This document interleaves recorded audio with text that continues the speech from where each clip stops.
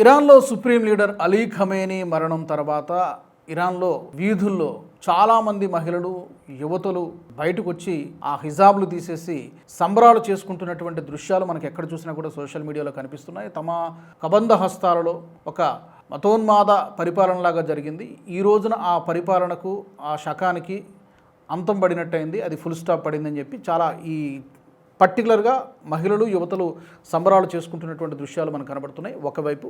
మరోపక్క ఇరాన్ ప్రభుత్వం ఈ మృతికి సంతాప దినాలుగా 40 రోజుల పాటు ప్రకటించింది. మరి కొంతమంది అమెరికా చేసినటువంటి దాడుల్ని ఖండిస్తూ, ఇజ్రాయెల్ చేసినటువంటి దాడుల్ని ఖండిస్తూ ఇది అన్యాయము, అక్రమము, మా ప్రభుత్వాన్ని అన్యాయంగా కూల్చేశారని చెప్పి మరొక వర్గం నిరసన ప్రదర్శనలు చేస్తుంది. ఒకవైపు ఆనందోత్సాహాలు సంబరాలు చేసుకుంటున్నటువంటి పరిస్థితి మరొక వర్గంలో కనబడుతోంది. అయితే దీనికి సంబంధించి భిన్నమైనటువంటి అభిప్రాయాలు ఉన్నాయి. ఎందుకంటే తోటి ముస్లిం దేశాలపై కూడా ఈ సందర్భంగా ఇరాన్ దాడులు చేస్తోంది కాబట్టి తాజాగా గల్ఫ్ కోఆపరేటివ్ కౌన్సిల్ జీసీసీ అంటారు, ది మంత్రివర్గ మండలి ప్రత్యేకంగా సమావేశమైంది.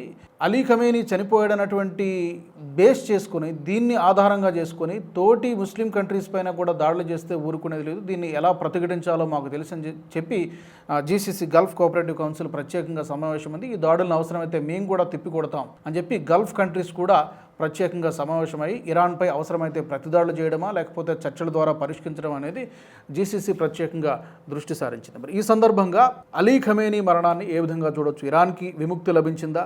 మరొక కొత్త శకం ప్రారంభమవుతుందా? లేకపోతే అమెరికా ట్రాప్లోనో లేకపోతే అమెరికా చేసినటువంటి ఒక ఫ్యాబ్రికేటెడ్ ఉద్యమం అని కొంతమంది ఒక సెక్షన్ ఆఫ్ పీపుల్ వాదిస్తూ ఉన్నారు. What exactly happened? మీ అభిప్రాయాలు ఏంటి? అలీ ఖమేనీ మరణాన్ని ఏ కోణంలో మనం చూడవచ్చు? ఒక మతఛాందసవాద ప్రభుత్వం కూలిపోయిందని అనుకోవాలా? మతోన్మాది అంతమయ్యాడు అనుకోవాలా? ఒక నియంత అంతమయ్యాడు అనుకోవాలా? తప్పకుండా మీ యొక్క అభిప్రాయాన్ని కామెంట్ సెక్షన్లో పెట్టండి.